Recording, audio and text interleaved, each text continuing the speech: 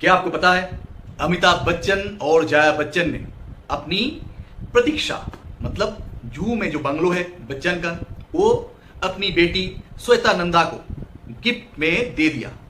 ये सुन के आप भी सोच रहे हैं कि हम भी हमारा प्रॉपर्टी हमारा लाइफ टाइम में मतलब जीवित अवस्था में अपना बेटा या बेटी को गिफ्ट के तौर पर दे दे।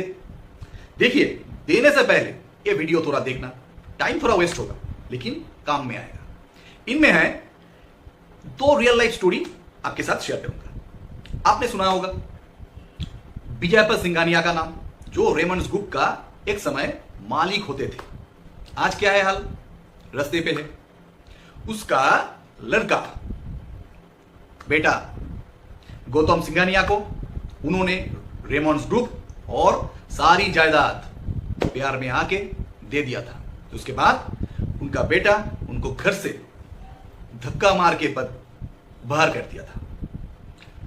यहां वहां वो भटके, कोर्ट में गया, तब भी कोई काम भी अभी तक नहीं आया। बोलिए तो अगर कोर्ट में वो जीत भी जाता है, क्या ये उनके लिए मुनासिब है? ये क्या उनके लिए सही रिटर्न होगा? प्यार में लड़के के ऊपर बेटे के ऊपर विश्वास किया, उनको प्रॉपर्टी दे दिया और वही बेटा उनको घर से धक्के मार के निकाल दिया।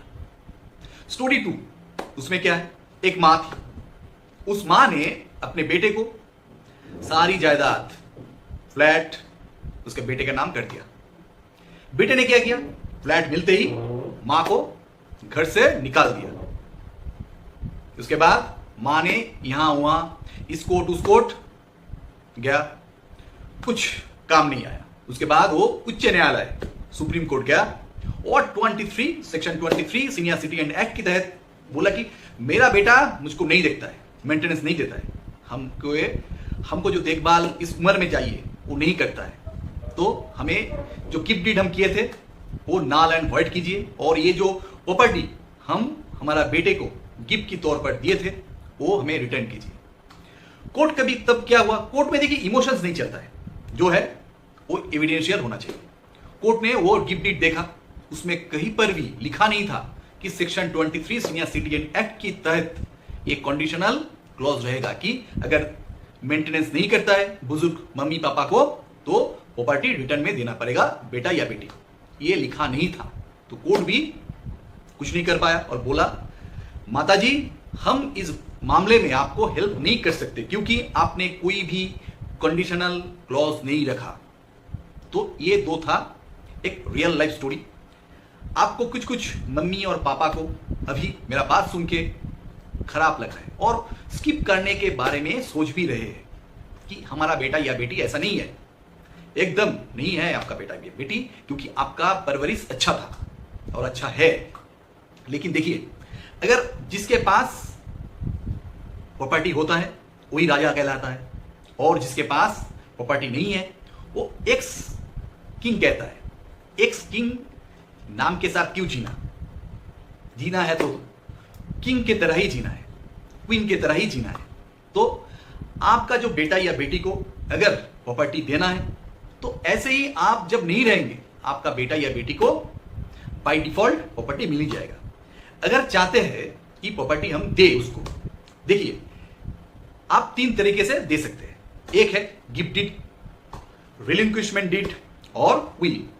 और गिफ्ट डीड और रिलिंक्विशमेंट डीड में स्टैम्प ड्यूटी ज्यादा लगता है और विल में स्टैम्प ड्यूटी ज्यादातर स्टेट में अभी तक नहीं लगता है, मतलब खर्चा कम है, खर्चा नहीं है। इसमें आप विल का जो सुविधा है इसमें बताते हैं। विल आपका लाइफ टाइम में जितना बार चाहे उतना बार कर सकते हैं। अगर एक बार विल कर दिया, आपका बेटे ने आपके साथ बुरा बर्ताव किया या बेटी ने बुरा बर्ताव की, तो आप तुरंत उसे चेंज करके फिर से नया विल बना सकते हैं और आखिर का जो विल होगा मतलब लेटेस्ट जो विल होगा वही फाइनल माना जाएगा।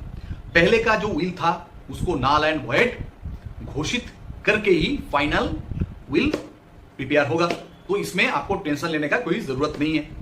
फिर से अगर आपको आपका प्रॉपर्टी आपका बेटा या बेटी को देना ही है तो आप transfer of property in conditional clause पर आपको देना है।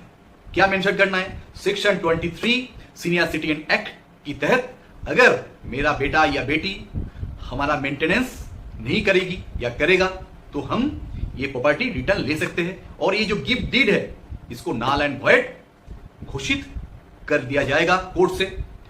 और इस ग्राउंड को उल्लेख करके, मतलब मेंशन करके, आप गिफ्ट डीड बना सकते हैं। आज के लिए इतना ही। अगर अच्छा लगे तो दूसरे के साथ आप ये वीडियो शेयर भी कर सकते हैं। बहुत सारे बुजुर्ग आदमी को इससे हेल्प होगा। आज के लिए धन्यवाद।